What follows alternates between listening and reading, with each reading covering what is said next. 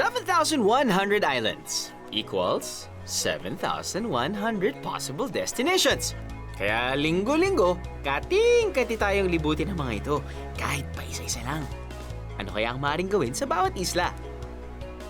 At higit sa lahat, kaya nating tumira sa isa sa mga islang ito the way the locals do?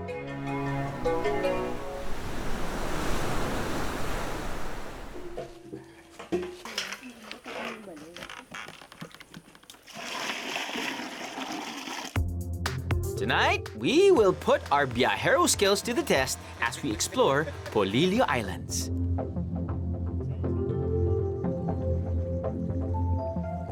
Sama kayo sa biyahe ko?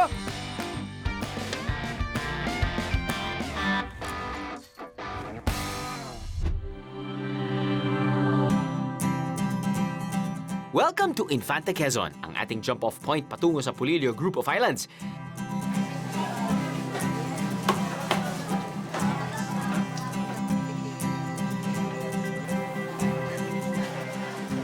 Dito sa Infanta Public Market, maaaring mahanap ang lahat ng kakailangan ninyo para sa inyong biyahe patungo sa iba pang isla ng Quezon. Para sariwa pang baon yung pagkain, mabuting dito na kayo mamili. Mula sa gulay, prutas, isda, at mga karne, meron dito.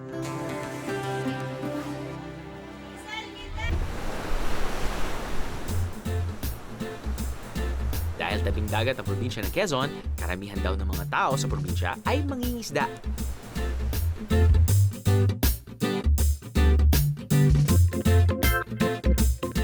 Pero kapag wala sa laot ang mga kalalakihan, may iba silang pinagkakabalahan at pinagkakakitaan.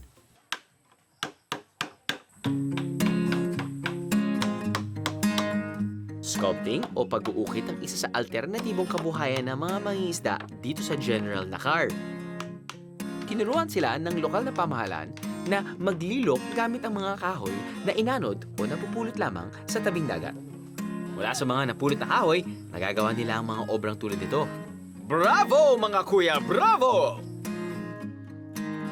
Kung busy sa pag-uukit ang mga tatay, hindi magpapatalo ang kanilang mga misis. Ang kilos na nagkakaisang ina para sa kabuuang pag-unlad ng nakar o kinipan ay gumagawa ng mga organic supplement mula sa mga halaman sa kanilang bakuran. Tulad ng citronella, malunggay, o luyang dilaw granules na maaaring gawing juice. Mga palaman sa tinapay tulad ng katmon jam. Mga concentrated drinks mula sa wild berries. At mga lamang dagat na ginawang chips. Oh, alam na, magandang pasalubong ang mga produktong ito ng gawa ng mga taga-Nakar. Very unique and healthy. Pwede ring baon sa paglilibot natin sa mga isla.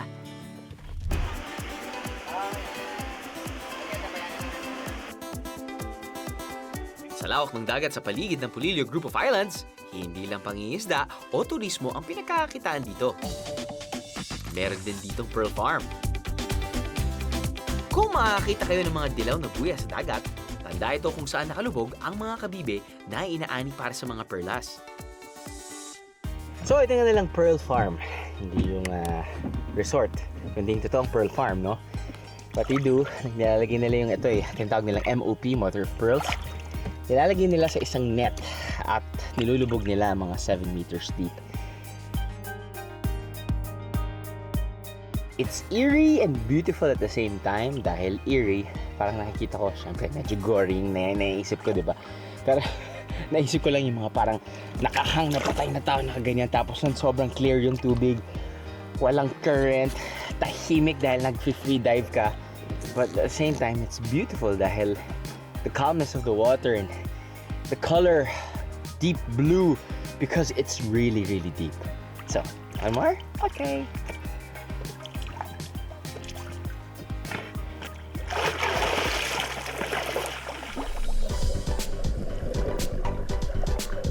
Paano nga ba nagkakaroon ng perlas sa mga kabibing ito?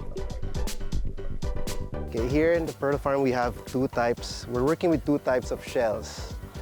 Okay, so this shell is the penguin shell. Okay, scientific name Theria penguin, local name wasay wasay. This one we use to produce mabe.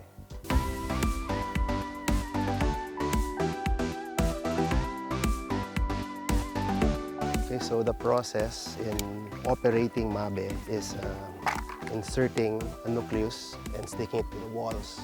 Okay, so cultivation is about 6 to 8 months, and the color of the pearl depends on the color of the shell. After inserting it, it goes back into the shells and out.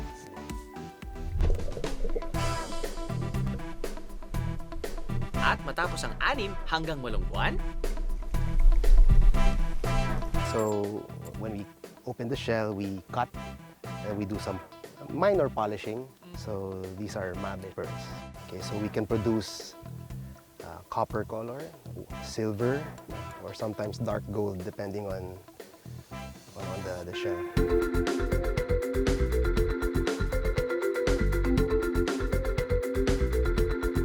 But our main product from this farm are the South Sea pearls.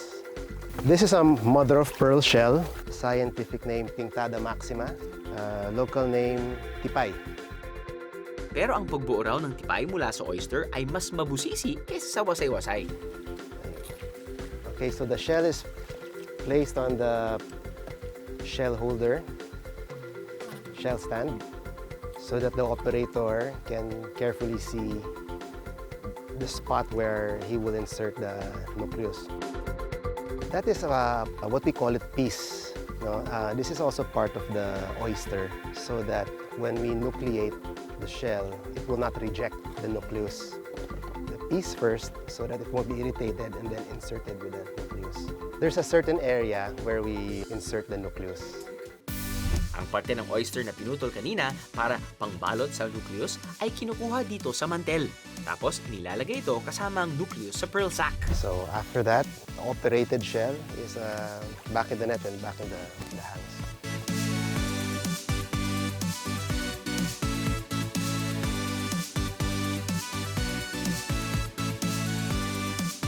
Okay, so after 18 to 24 months, we take the shell out of the net and we open. The pearl will be found.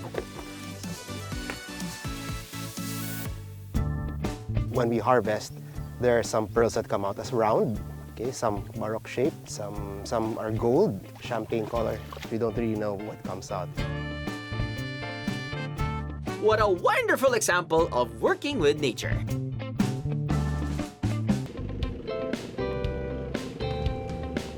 Matapos ang isang oras na boat ride, narating na rin namin ang Pulong Kukok.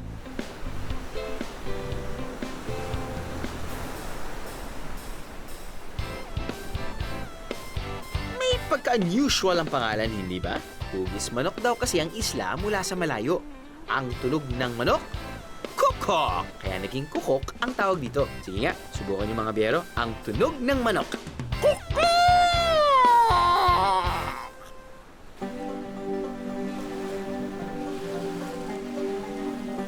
Ang White Sand Island na to ay may isang malaking rock formation. Depende kung low o high tide. Maaaring lumaki o lumiit pa ang bahaging nakikita sa islang ito. Ang rock formation ito ay nagsisilbi ring tahanan ng mga ilang ahas. Ba't hindi nyo sinabi sa akin? Asa na ba ang mga pagkain? Kain na tayo guys, please. Anay, nagtanong ako dun sa kanto. Sabi nila, dito ko lang daw ako makakain ng masarap na pagkain. Opo.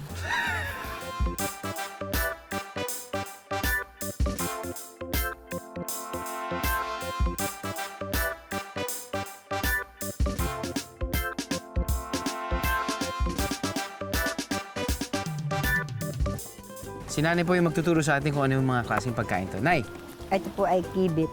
Siya ay nalaki sa bato. Nalaki sa bato? Nakakapit siya sa bato. Kaya tinawag na kibit, di kukunin mo na po. Opo. Pag nakaandam, hindi mo na makukuha. Matigas na sa pagkakapit. ano yung sabihin na andam? Pag naka-ready siya, hindi mo na makukuha. Kumapit na siya sa bato. Kaya So kailangan hindi niya alam na papunta ka na doon. So dapat hindi matibay ang pagkapit para makuha mo. hindi siya makaka-ready sana. Parang inadobo po to. Ano po ba to? Ang kibit po ay kaldereta. Aya. Tapos ang hotdog. Then, na-feature na rin natin to mga ilang months ago yata eh. Remember our Borongan episode? Dito natin una nakilala ang tarukog. Ang tarukog sa mga taga-Borongan ay kibit sa mga taga-Quezon. Kapag nalinis na at naluto na siya, ang texture ay parang ano lang, squid lang. Lasang squid din. Well, depende naman sa timpla pero ayos. Yan po ay kuray. Kuray! Kuray. Mukha siyang alimango. Ano po yung kakainin ko dyan? Pwedeng sipit. Parang alimango ang laman. Parang alimango yung laman. Pero ito po, kinakain din yan. Kinakain din yan po ay niyog. Uy, Parang niyog. uy. So ito, nyug po ito. Nyug na may halong yung laman niya. Yung taba ng kuray. Wow. Yung essence ng crab, yung essence ng alimango nandun. At the same time, nalalasahan mo din yung nyug na malutong. Good combo. Sahang. Clam po ba siya o ano? May shell. May shell. Malaking shell. Ay, malaking shell. Ano po yung pagluto nito? Ayan po ay kinuha dun sa shell niya, tapos nilinis, tapos inilaga, kinalambot, at saka ginawang apritadang sahang. Apresadang sa. Magkalasa sila dahil ganun din yung texture pero very similar yung kanilang texture. Ayan po naman ay bulaso. Bulaso. Galing planeta Earth po ba ito? Galing sa ilalim ng lupa po. Galing sa ilalim Sa ng mga lupa. pakata, yung Iwanin na po natin sila doon. Kamayin talaga. kamayin ko na. Kamay talaga yan ay. Opo. Sige. Sige po, kamay. Ayun. Okay. Puro aligi ang loob. Para, Ano po? puro aligi. Opo. At meron din siyang ano. May laman din po, at saka may aligi. Yung aligi niya matigas. Kakaiba siya. Mabuhok. Ayan po ay sinantol. Sinantol. Ang pinakang gulay niya ay santol. Tapos ano po yung ulam? Ang kanya pong sahog ay alagad. Alagad. May sipit din po. Ito, may Sipit sipit din. Kakati mo sa gitna. Kakainin mo yung isa. Kakainin mo na. Kakainin mo din yung isa. Sarap ng base. Sarap ng sauce. Ay ano po, Gata din. lang, niyog. Snyog. Niyog. Tapos santol. Ang galing. Wow. Okay. Salamat po, Nay. O, sige po, aba, kami po ang mas lalong nagpapasalamat. Nagustuhan mo ang aming luto. Pumasa Salamat po. po. Sarap.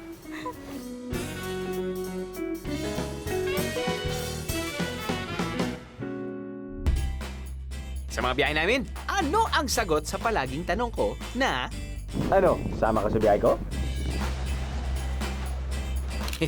Etong mga kaibigan nating biyaheros online, hindi na nakapaghintay na sumama sa biyahe ko. Bumiyahe na sila ng sarili. May take home pa silang selfies at breathtaking beauty shots.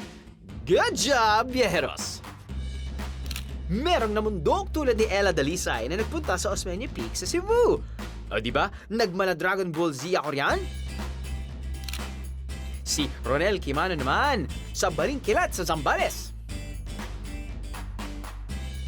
Falls naman ang adventure ng kaibigan nating si Farel Alcebar. At ang napili niya, ang truly amazing na Aliwagwag Falls sa Davao Oriental. Pero ang pinakamarami yatang nag-island hopping, yun si Julius Bolina sa Fortune Island. Robol Zitrofield sa Boracay. I love your name, buddy. Si Ray Zagiri naman sa Samal. Ito naman si Mark ER. Uy, Matukad Island ang pinuntahan. Si Ram Lascano sa Tinalisayan Island. Si Sam Sharif sa Beardy Island.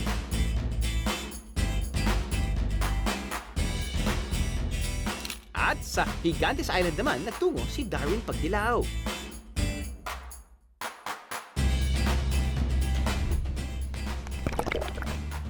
Kitang-kita namin na enjoy kayo sa inyong mga biyahe. Well, thanks for sharing your photos, biyeros. Keep them coming. Sama kayo sa biyahe ko?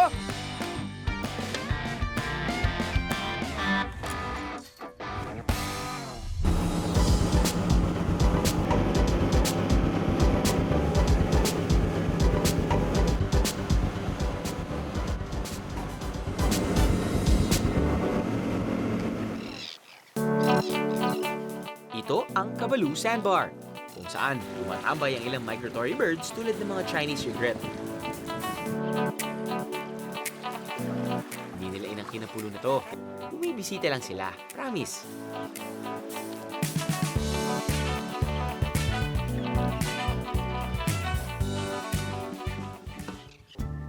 Kalimitan silang nakikita sa mga isla o sandbar na tulad nito na walang tao. Minsan dito sila nangingitlog, pero dahil ninanakaw ang mga itlog, considered vulnerable o threatened species ang mga ibon nito. Mainap ang mga egret at madaling maistorbo ng ingay na likha ng tao, kaya hindi sila maaaring lapitan.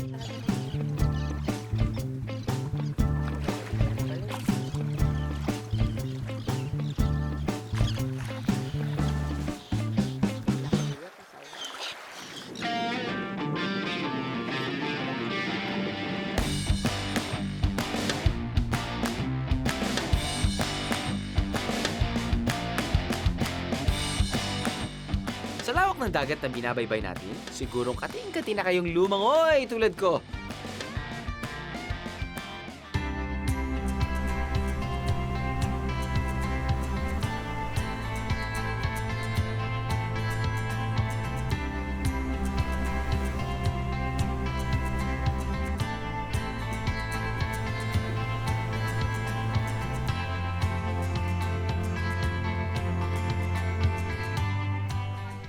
Suki daw ang mga nag-island hopping ang barangay Kabukis.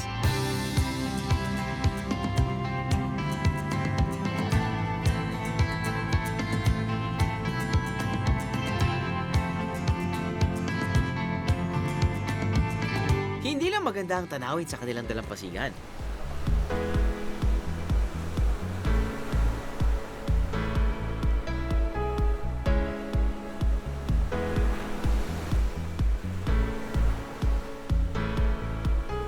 Kilala rin ang isla dahil sa malinis at malinaw na dagat ito.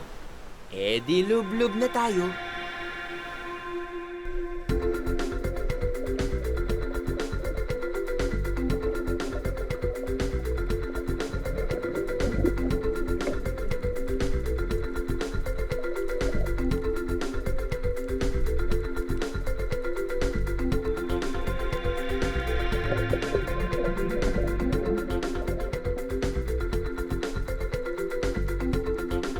Malamig na tubig, malinaw na dagat. Kung naaabutan lang sana namin ng mga isda perfect na sana. Pero mukhang nag-island hopping din sila.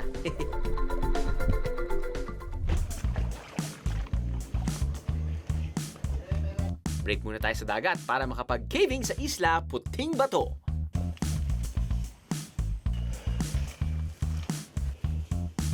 Land! Oh, land! Pagkatapos ng ilang oras na nasa dagat, welcome na welcome ang paglakad ng mga 20 minutes paakyat ng bundok.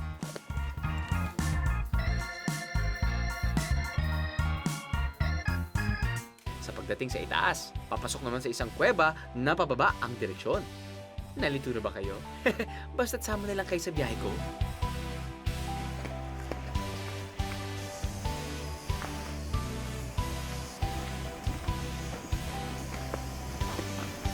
Walang gaanong rock formation sa kuwebang ito, pero ang dinarayo raw dito ay ang gitnang bahagi.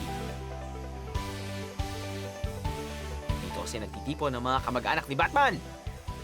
Sa gitna, may butas kung saan may liwanag na pumapasok. Kapag natsyempohan nyo ang tamang oras, perfect ito pang picture-picture.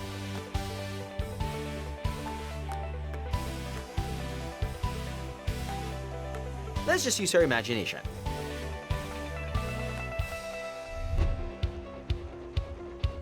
Captain, to the next island, please! Feel na feel ko ang pagiging Magellan, discovering all these islands. Ang na-discover ko rin mas masaya palang sumakay sa ibabaw ng speedboat. Oh, warning lang mga biyero. Siguraduhin alam ng mga kasama nyo kung saan kayo nakapwesto bago umandar ang speedboat. As always, mag-ingat sa inyong mga biyahe.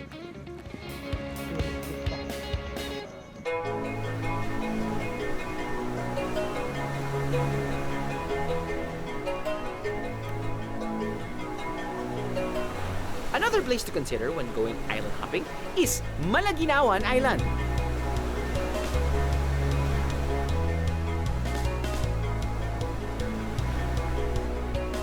Halos 3 oras kami bumiyahe para marating ang islang ito gamit ang speedboat.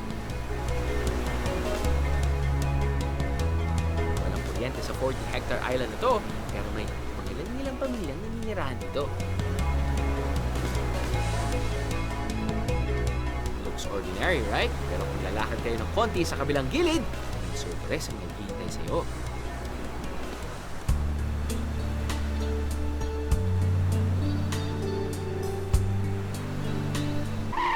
Ay, hindi yan yung surprise na sinasabi ko, kundi yung sandbar. Huy! Mamaya na kayo! Trabaho muna!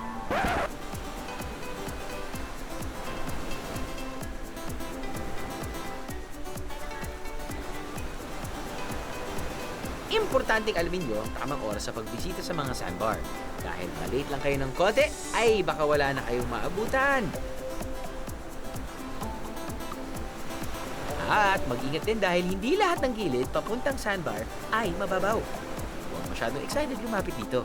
Tingnan mo lang mabuti ang daraanan at baka bigla na lang kayong mag-disappear.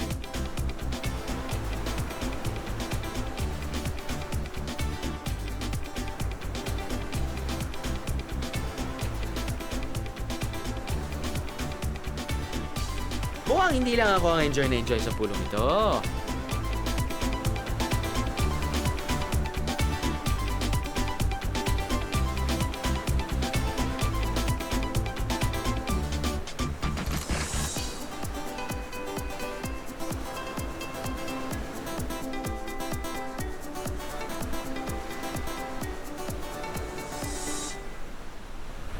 Gabi na nang dumating kami sa Anilon Island, isang isla na pagmamayari ng Pacific Coast cities na humamon sa aming mag-survivor style na accommodation for one day.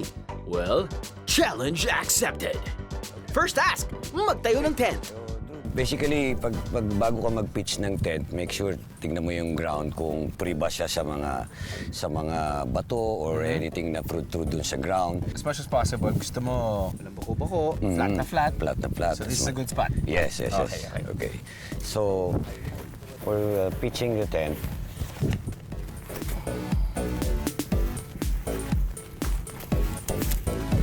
make sure you look for that door. Kung saan mo yung gustong iharap, kung nasaan yung hangin. Kasi basically, meron siyang screen door. Oo.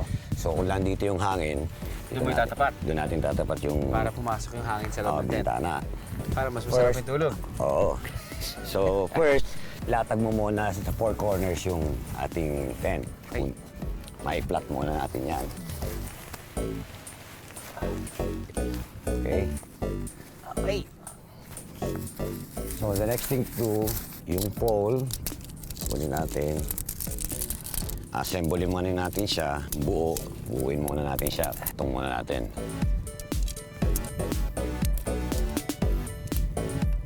Now, look for the hole dito sa side nito. Dito sa side na to. Ito yung pinaka-hole niya. So, insert mo yung pole. Okay. So, pagdating mo sa may gitna kasi meron yung part dito na tatawid na siya eh. Ito pa. Push. Karanto ulit. Ito mo karating doon sa kabilang side. Kamo pa talaga yung tent natin, no, sir? Oo nga eh. Para hindi tayo makita. Next thing, insert muna natin tong isang side. Okay. Okay. And then, insert muna yung dulo ng pole dito sa first hole. Insert. Okay, Drew, tapos punta tayo dito. Hold mo yung pinaka-ilalim niya, yung flooring. Dito yung black one. Pigilin mo to, push natin, sabay natin i-push yung pole. So, insert mo dun sa hole. Yeah. Uy, nakatayo na. Well, Okay. and so make sure para hindi ka, pag pinitch mo ng ganyan, kundi mo, sarado mo na muna yung screen para hindi na pumasok yung mosquito. So, kung nakapitch na yan, pwede mong pabayaan, ibaba to, iwan na to para Okay. may ventilation ka. And pwede mong buksan yung door dito sa likod. Para may exhaust. Let's say, nasa labas ka, may pupuntahan ka, make sure, Punta tayo sa mall. aba, magagala-gala ka. Gala-gala. Ikot ka. Bago ka umalis, make sure isarado mo ulit yung bintana mo, yung door, kasi baka mamaya nasa malayo ka na, biglang umulan, naka-open yung screen mo. Patay. Now, kung gusto mong additional na comfort, kung meron kang sleeping bag or kutsyon or whatever The na best pwede yan. mong pang Pwede sapin rin. additional sa loob, pwede rin. Ayos. Okay. Magtayo ng tent? Check! So,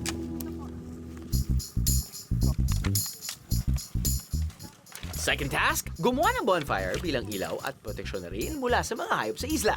marami kasing klase ng bonfire eh. Okay. Dahil depende sa area, sa venue, sa lugar. Meron kasing tinatawag silang criss-cross. Ito yung nakaganon. Parang yung kalimitan ginagamit sa pag nagbibilad ng kahoy sa probinsya. Oo. Di ba? Criss-cross. Anong logic nun? Pass through yung hangin kung hindi naman siya malikot yung hangin. So, within through and through lang. Sa ibang lugar kasi, lalo sa Indian area, tipi na tinatayo nila na nakaganyan.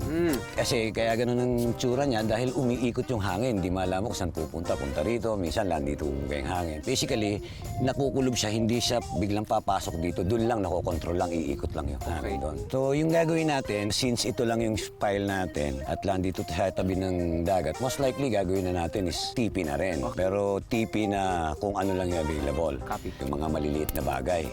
Yung muna, kahoy or ano. Ito muna yung pag-umpisa mo ng... Para lang mag-catch siya ng bird.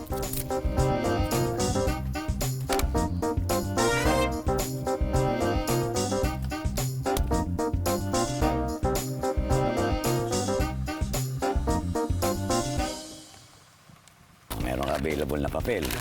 And of course, since available naman lahat ng lighter, ito na yung lighter natin. Ayun, sakto. Hindi na. Ako, baka mag-liyab ito. Baka kailangan niya lang po ng gas. Ako mamamatay. Yan, so meron tayong maliit. At kapag steady na ang apoy, Lang tayo ng dandag, yung palaki na ng palaki yung pinaka-panggatong natin. Ito na yung fuel na sinasabi natin, yung final ano niya. At least na nasimulan na natin. Oo. done! Bilang reward, nagluto na sila ng aming hapunan. Kaya kakain na lang. Alright!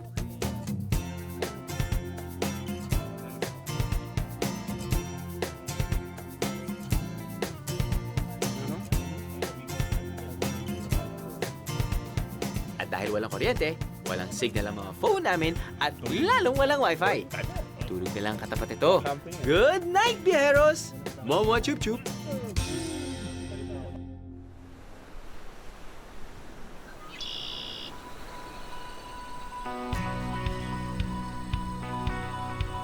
Good morning on Nilon Island! Mula sa Infanta, Quezon. Halos 2 oras ang layo nito via speedboat at 4 na oras naman kung via regular boat.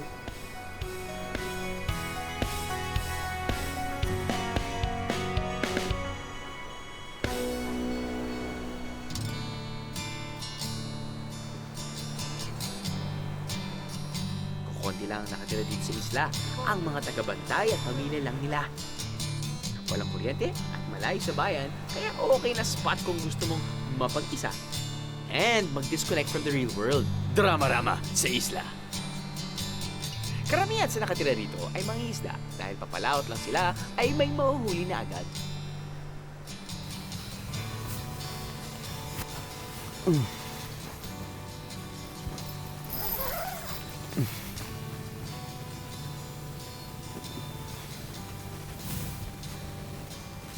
At naka-set up na yung camera. Ayos ah. Natulog ba kayo? Morning. 5:35 in the morning. Okay naman yung tulog ko. Buti may dumaan na hangin. Actually, constant naman. Mahimbing naman. May isang tao lang kumakanta kaya ako nagising. Pero kalog yan si Kuya. Kalog. Bago ang lahat, maghahanap muna tayo ng ating breakfast.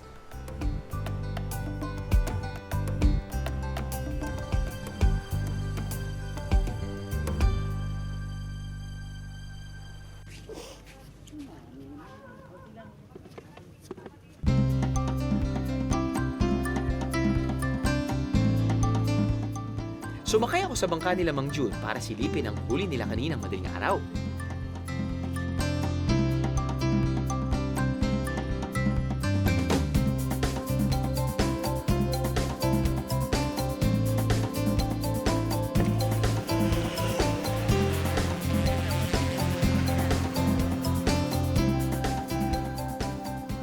So, ang kwento nila kuya, kapag madaling araw, pupunta talaga sila sa medyo malayo dahil sa malayo, kapag medyo deep na yung tubig, doon sila nakakahuli ng mga magagandang lapu-lapu katulad nito. Hinuli talaga nila to. Now, pero ginagawa nila, kapag nahuli na nila to, gamit-gamit nga to, tong cord, nylon cord, no sir? Meron silang parang fish cage dyan sa malapit dito sa beach, sa may buya. Kapag meron kayong nakitang buya, naman po yan. nilalagay nila doon yung isda na yon. At every 2 days, kumukuha sila ng mga maliliit na isda at pinapakain nila doon sa malaking isda or doon sa nahuli nilang isda. Itong mga lapu-lapu na to, lalo na yung mga medyo makulay, katulad nito.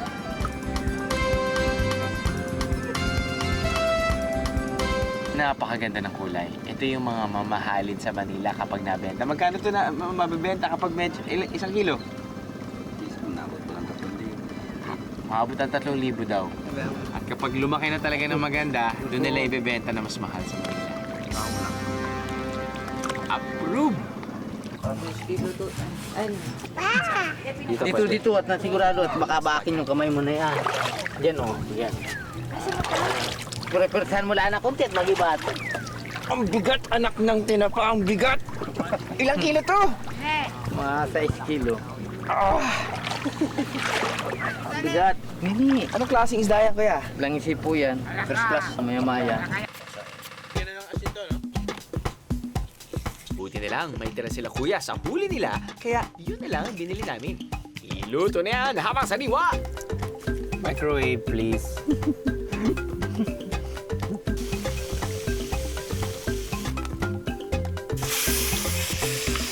Init!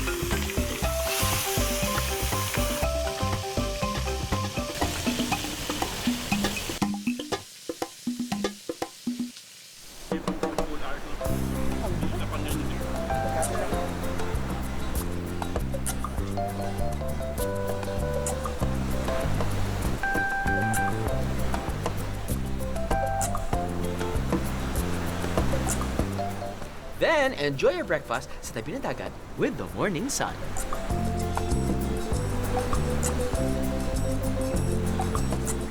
Ito ang totoong alfresco.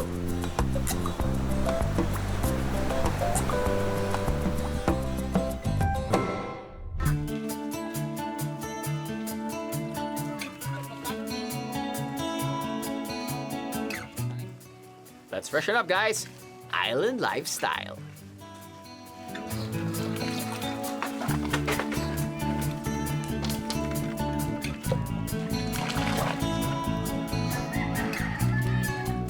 Ito yung unang balon na kinukuha na nila ng tubig. Medyo konti na lang yung tubig. Puntahan natin yung isang balon.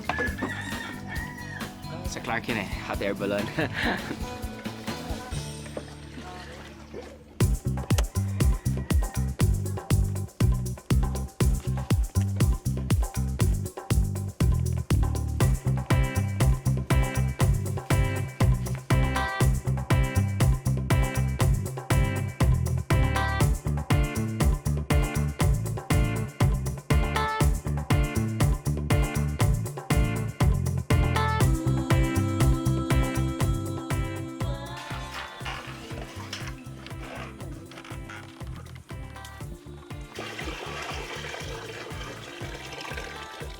Nasa isla tayo kung saan walang kuryente.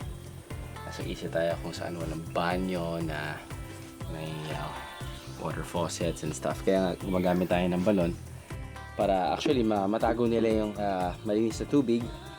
Papakuluan nila, inumin nila, or pampaligo, which is yun yung ginagawa natin in this case. Now, may tubig poso dyan. Higib lang yan actually. Pwede dito maligo, pwede rin kayo dito maligo. Pero kung gusto nyo ng konting privacy, meron din naman maliliguan sa loob. Medyo covered. So, kapag medyo mahiyain kayo, sa gabi kayo maligo. walang ilaw. Yes, may club in the banyo.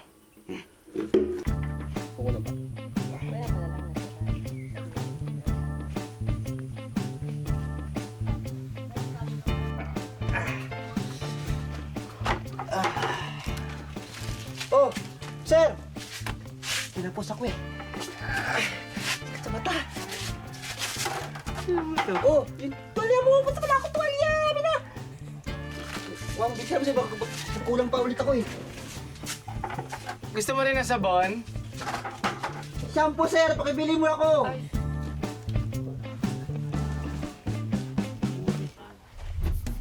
Para sa mga di handang mag-camping, may maliit na bahay dito na pwedeng upahan. Good for 3 to 4 biyeros. 500 pesos a night lang ang bayad. Pwede na.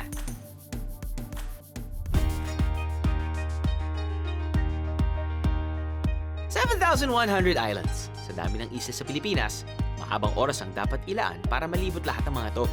Pero pwede namang simulan ang inyong island exploration dito sa Polillo Group of Islands tulad ng ginawa namin. Nakatutuwang makita ang kagandahan ng bawat isla, makilala ang mga taong naninirahan dito, at madiskubre ang mga yaman na dito nagmumula.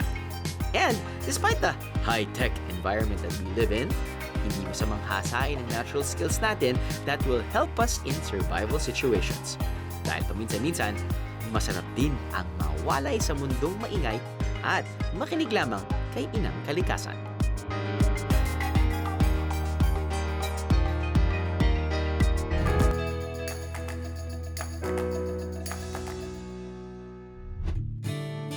Chill lang tayo dito. Relax lang.